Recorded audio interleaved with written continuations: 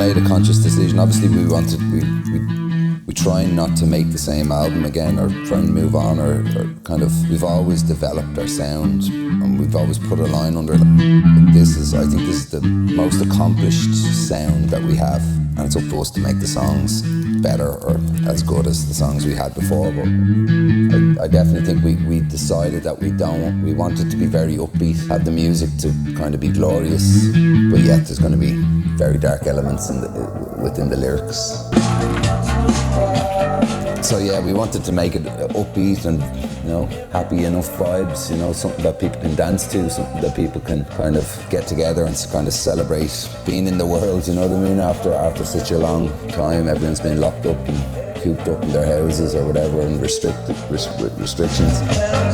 As this album will probably come out in 2022.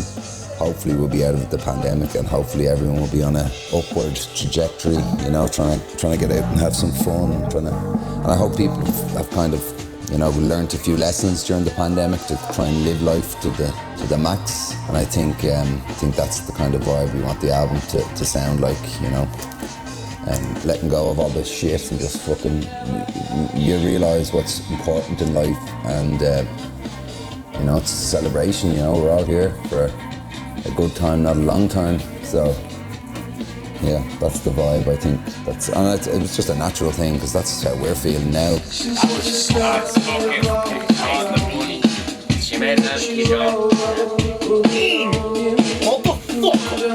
So we're kind of imagining what music we want to play when this is over, and what music we want to play to people when this is over. And I think that's where we're getting the sound from, by thinking about what's going to happen when this is all over.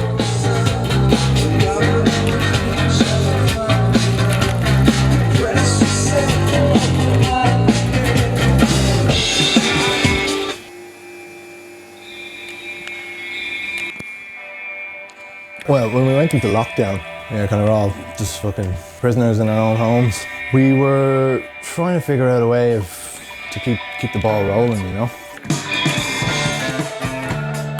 The start of album 3 was probably when Fiacre came into me with a song called House Voice, and we did it on the Groove Box. It was really fast, and I played the bass on it.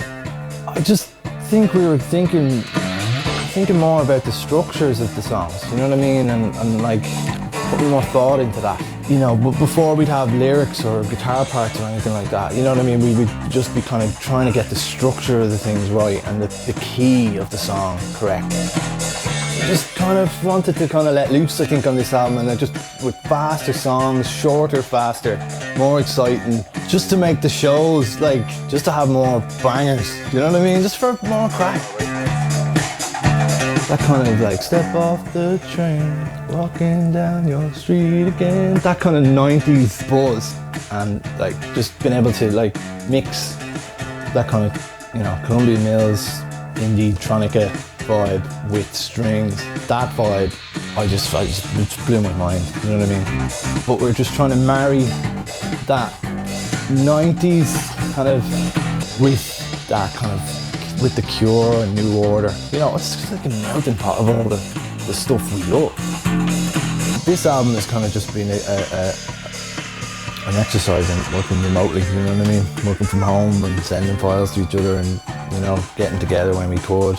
And it's just, we're just marrying some cool styles that we like. I was just writing from home and doing things on Ableton and sending them to the lads, and we'd just be discussing it over emails and stuff. You know what I mean? So we've done 2 albums of Columbia Mills basically, and now we just want to just throw our influences in there, and anything we like, you know what I mean, that we think is, that we think is cool. We're throwing it in and building the songs around those sounds, you know what I mean? Album 3, here we come. It's gonna be great.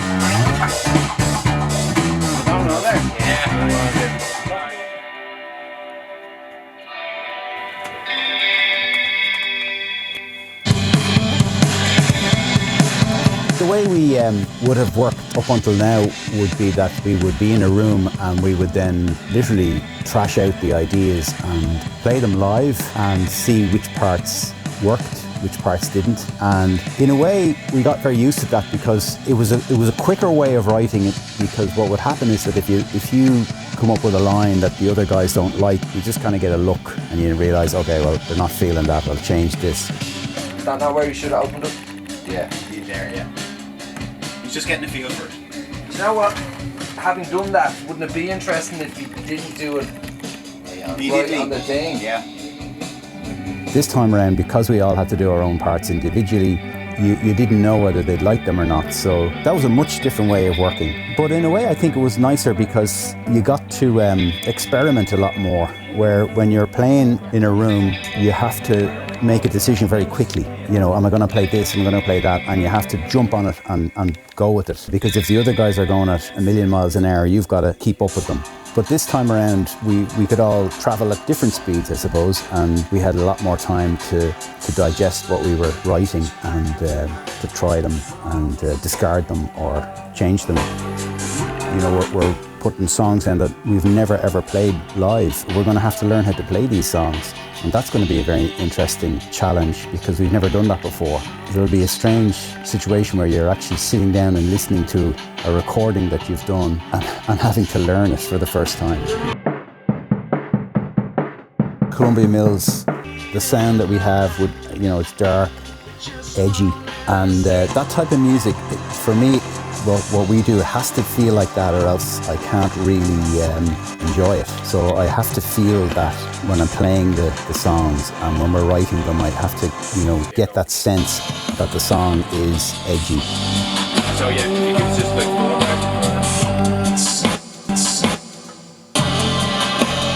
But we got some really, really nice, tasty atmospherics, and it's important that we have that kind of feel to the music. But I'm very much looking forward to learning these songs and performing them in front of a live audience. It'll be something.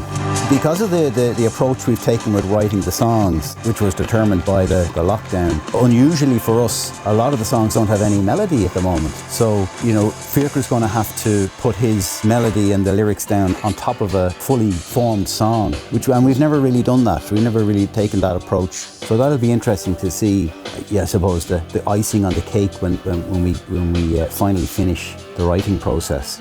And that's exciting as well because we don't know how they're going to turn out. And obviously when you put a lyric down or you put a melody down, it completely changes the song. And I'm excited to hear what will become of them.